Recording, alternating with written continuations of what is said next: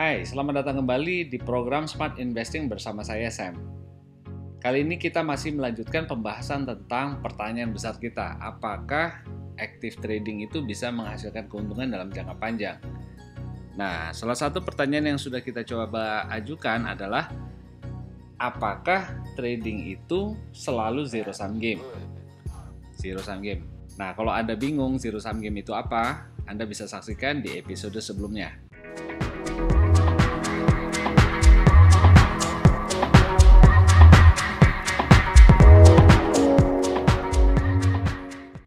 Dalam episode sebelumnya kita sudah tunjukkan bahwa trading bisa menjadi sebuah permainan yang zero sum game. Kapan trading itu menjadi zero sum game? Nah, teman-teman bisa lihat di sini contoh Anne, Benny, Cecil, dan Dennis, di mana kalau tidak ada uang yang masuk dan keluar ke ruangan di mana mereka trading ya, ke dalam market mereka itu, maka intinya trading itu menjadi zero sum game. Ya jelas lah ya. Jadi kalau nggak ada uang yang keluar masuk, bagaimana mungkin mereka bisa bertambah kaya atau bertambah miskin? Ya, jadi uang yang ada itu hanya digeser-geser aja. Kita sudah lihat contohnya di sini Anne, Benny, Cecil kan untung ya. Anne untung 100, Benny 100, Cecil 300. Jadi mereka untung 500. Itu berasal dari mana? Ya dari ruginya si Dennis ini. Jadi kerugian Dennis lah yang membayar keuntungan mereka ini. Dan total kekayaan sejak awal trading ya sampai berapa kali pun diulang itu hanya akan tetap seperti kekayaan semula. Dalam contoh kita $4.000 plus si batu itu. Oke ya, saya kira itu sudah dibahas. Dalam zero sum game artinya jumlah profit dalam contoh ini kan 500 ini berasal dari ruginya. Ya, dari kerugian yang dialami trader lain. Nah, kemudian kita juga sudah bahas bahwa yang untung dan yang rugi itu harus bergantian. Kita nggak bisa untung terus-menerus seorang diri atau kita merasa dengan pengetahuan atau robot kita selalu yang menang sendiri. Kenapa? Karena kalau yang menang itu saja, berarti yang kalah itu pasti kapok juga dan dia berhenti atau uangnya sudah habis. Nah, artinya tinggal yang menang lawan yang menang, dan yang menang itu harus ada yang kalah juga, gitu ya. Jadi bergantian, nggak bisa Anda menang terus-menerus. Nah, beware. Jadi hati-hati ya teman-teman, kalau Anda masuk ke dalam game seperti ini. Terus kita juga sudah tunjukkan bahwa game ini bisa menjadi negatif sum game kalau kita memperhitungkan biaya transaksi. Jadi kalau Anda jual beli aset, biasanya ada komisi ya untuk broker. Dalam contoh ini, kita punya kekayaan awal kan 4.000 ya.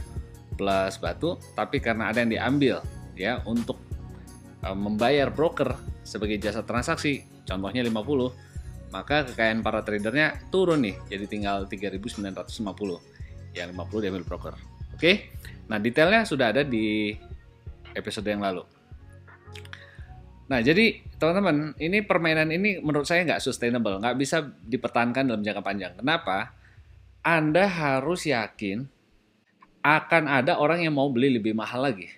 Jadi semua permainan zero sum game seperti ini hanya berdasarkan keyakinan bahwa kita akan menemukan orang yang mau membeli barang kita itu dengan lebih mahal lagi. Perhatikan ya, jadi kalau katakan sudah nggak ada money in, money out ya. Jadi satu-satunya alasan Anda beli karena Anda yakin di dalam ruangan itu ada yang masih berani beli lebih mahal. Which is nggak reasonable juga ya. Nah, begitu. Oke, jadi saya tidak tertarik ya kalau permainan zero sum game gini. Kalau menurut saya pribadi, ini ngabisin tenaga nggak kemana-mana. Iya, kalau hari ini menang, saya tahu harus berhenti ya berhenti. Tapi dalam kenyataannya, ini hanya geser-geser teman-teman. Ya, jadi nggak ada poin ya, ngabisin umur aja. Nah, jadi kita sudah buktikan bahwa itu bisa menjadi namanya zero sum game. Pertanyaan berikutnya, apakah selalu begitu? Nah, ternyata nggak selalu begitu teman-teman. Ya, ada situasi di mana trading itu menjadi positive sum game, di mana ada pertambahan kekayaan di antara para trader. Nah, ini yang dipahami oleh Warren Buffett ya, dan para investor yang konservatif kalau saya boleh sebut ya, bahwa mereka juga mengerti bahwa yang namanya trading itu bisa menjadi positive sum game. Ada pertambahan kekayaan. Ya, tetapi oleh berdasarkan alasan yang lain, ya mereka nggak mau lakukan trading, teman-teman. Tapi kita tunjukkan dulu ya sekarang bahwa itu bisa positif. Nah, pertanyaan berikutnya adalah kapan trading itu menjadi non-zero sum game? Dalam hal ini artinya positif sum game ya, bukan yang negatif tadi. Itu juga kan non-zero ya. Kapan sih trading itu bisa membuat para tradernya jadi kaya? Nah, kita pakai contoh yang tadi ya teman-teman. Ana, Benny, Cecil, dan Dennis ya. Posisi terakhirnya kan begini nih. Ana punya uang 1.100, Benny 1.100, Cecil 1.300, Dennis 500 ya.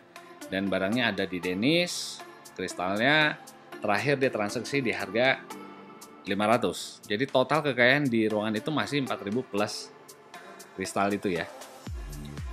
Oke, sekarang kita lanjutkan. Dennis nih pengen make money karena dia masih minus 500 ya. Kalau nggak ada yang beli berarti dia rugi 500 hari itu. Dia bilang, ayo dong Ben, beli dong. Cecil saja sudah untung 300 nih. Masa kamu yang lebih duluan cuma untung 100? Nah, Benny sebagai seorang spekulator, dia bilang siapa takut ya. Maka dia berani, dia beli dengan harga yang gila banget dari Dennis, yaitu 1000. Sekarang chartnya udah naik ya, 100.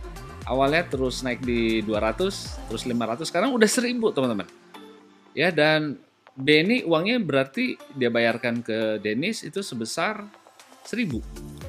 Berarti uangnya tinggal 100 ya, dan Denny uangnya asalnya 500 jadi 1500 nih. Nah, again kalau lagi-lagi ya, kalau gamenya berhenti di sini, tradingnya berhenti di sini, maka si Denny rugi 900, asalnya kan uangnya 1000 ya. Dia beli batu yang dia pikir nilainya 1000, tapi kalau nggak ada yang mau lagi ya berarti dia rugi 900 nih. Dia tinggal pulang dengan bawa uang 100 plus batu tak berharga ya. Jadi dia pulang dengan uang 100 plus batu tak berharga. Sedangkan Dennis pulang dengan 1.500, dia profit 500, oke?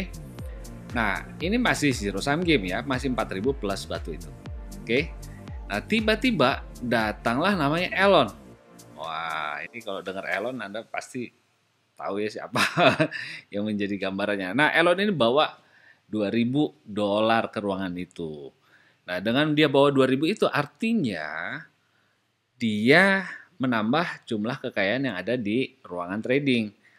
4.000 awalnya, yang di bawah 2.000, jadi total ada $6.000 plus 1 batu ya. Nah, kemudian si Benny tahu banget nih si Elon ini orang baru ya. Dia bilang, Ben, ayo beli ini kristal. Kamu percaya nggak? Si Dennis itu katanya untung hanya dalam waktu sejam dia dapat $500. $500 dalam 1 jam. Wow, amazing banget ya. Nah, jadi si Elon itu sebagai pemula mungkin tertarik langsung ya. Dia tertarik langsung dan dia beli aja tuh. Dijual sama Benny, berapa harganya? Benny bilang 2.000, nggak tanggung-tanggung. Ya, dan wah kalau aku taruh 2.000 untungnya banyak dong. Makanya dia berani beli langsung. Dia beli 2.000 lalu dia mencoba trading. Ya. Uang dia habis nih. Nah, Anda lihat ya. Jadi dia udah 0 uangnya, si Benny uangnya bertambah 2.000 jadi 2.100. Oke. Jadi total kekayaan masih 6.000 ya. 1.200 tambah 2.100 itu jadi 3.200 tambah 1.300 jadi 4.500 ditambah 1.500 jadi 6.000 ya. Nah, jadi si Elon ini coba jual ke Ane ya. Dia bilang, Ane, kristal nenekmu itu bagus banget loh ternyata. Investasi keren banget. Si Benny udah untung 1.100 loh. Wow. Tapi Ane sebagai orang konservatif dan dia udah seneng dapat 100 aja tadi pagi. Dia bilang begini, no thanks. Terima kasih, tidak. Dia nggak mau ikutan lagi teman-teman. Jadi dia berhenti di situ, dia nggak ikutan ya. Nah, dia coba lagi ke siapa? Dia coba jual ke yang siapa ya? Dia coba Cecil. Cecil, kristal ini ternyata investasi bagus loh. Si Benny untung 1.100. Cerita yang sama dia jual. Dan lagi-lagi Cecil nggak mau. Wow. Jadi si Elon ini mulai panik karena dia harus segera pulang. Dan dia harus pertanggungjawabkan uang 2.000 itu. Kenapa teman-teman? Karena itu ternyata uang sekolah anaknya buat bayar uang sekolah ya. Ini contoh aja. Nah, jadi si Elon panik, dia mulai jual berapa aja deh. Nah, dia ngomong ke Dennis, tolong dong. Lu beli berapa aja deh, gue butuh banget nih, lagi mepet banget ya. Nah, karena Dennis tahu Elon lagi panik ya, Jadi dia nawar agak-agak kurang ajar sih. Dia bilang, oke, gue beli 300. Tapi Elon ya sudah, dia sudah kapok main begini, susah jualnya, dia jual 300. Berarti dalam hal ini uang Dennis sekarang berkurang dari 1.500 jadi 1.200 ya. Jadi 1.200 nih. Dan uangnya Elon tadinya 2.000, sekarang tinggal 300. Berarti dia rugi 1.700, teman-teman. Nah, ya, jadi kita lihat di dalam ruangan itu Anne untung 100, Benny untung 1.100, Cecil untung 300, Dennis untung 200. Ini di jumlah 1.200 tambah 500, 1.700. Persis seperti ruginya si Elon, zero sum game. Dan total kekayaan di ruangan ini nggak bertambah ya. Masih 4.000 plus 2.000, 4.000 plus 2.000 yaitu 6.000 plus 1 batu. Ya, Anda bisa cek ini semua 6.000. Ya jelas lah uangnya nggak ada keluar masuk. Tapi kemudian what happens adalah Elon bilang adios amigos. Dia putuskan untuk nggak ikut trading lagi. Dia nggak mau lagi. Dia kapok nih.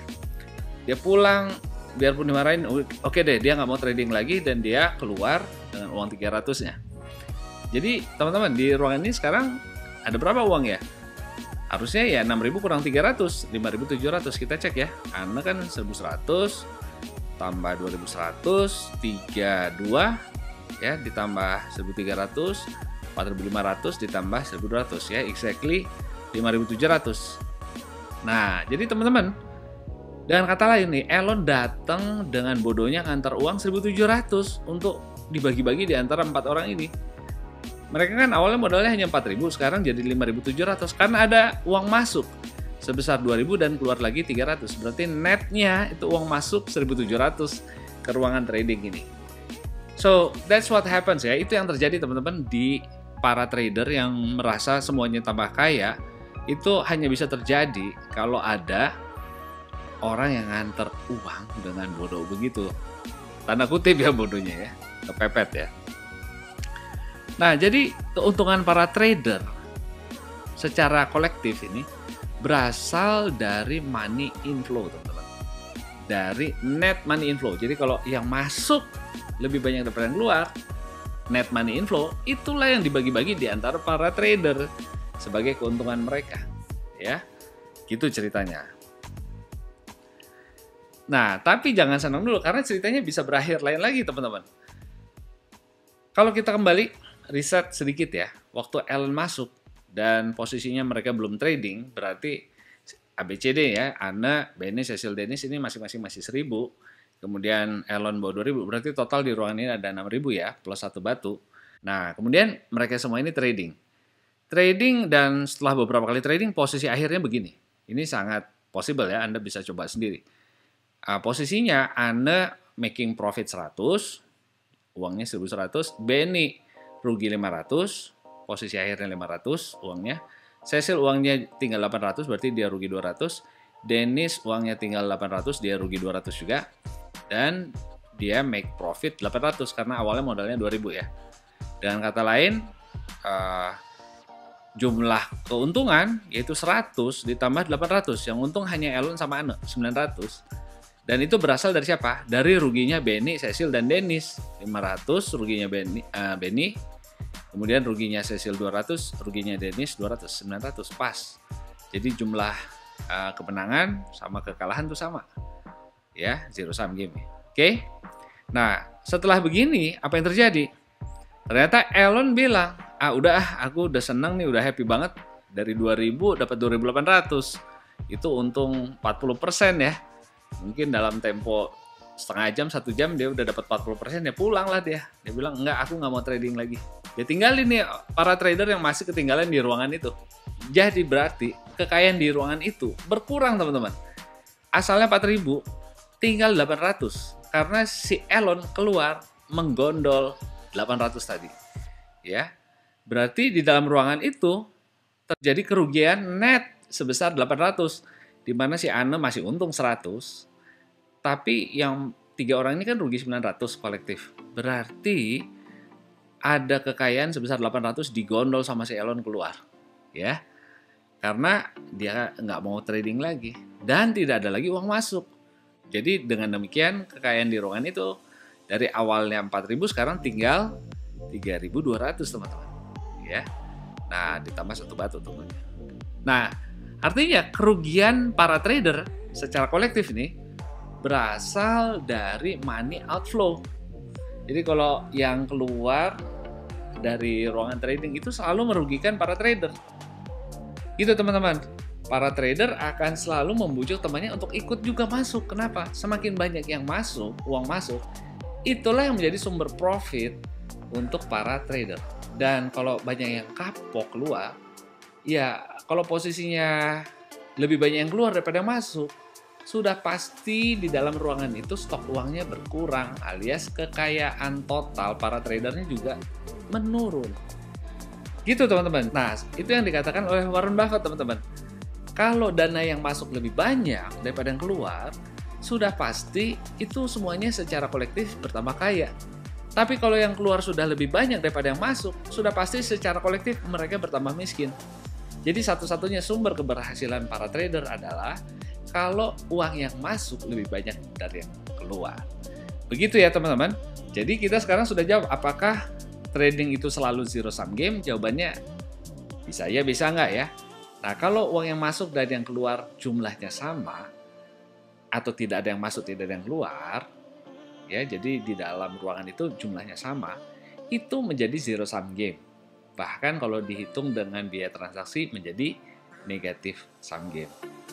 Nah, kemudian kalau uang yang masuk lebih banyak daripada yang keluar, itu nggak lagi menjadi zero sum game, tapi jadi positive sum game. Semuanya bertambah kaya secara kolektif ya. Tentu di dalamnya ada yang plus, ada yang minus. Ya, dan bisa semuanya plus kalau yang masuk lebih banyak dari yang keluar. Sebaliknya, kalau lebih banyak yang keluar daripada yang masuk, maka sudah pasti secara kolektif mereka ini bertambah miskin, ya, nggak berhasil. Begitu teman-teman, ini hal yang sederhana, logika sederhana, tetapi jarang diteliti dan jarang dipikirkan sama kita. Sehingga banyak kita terjebak dan ikut trading begitu saja tanpa ngerti money inflow-nya gimana, money outflow-nya gimana.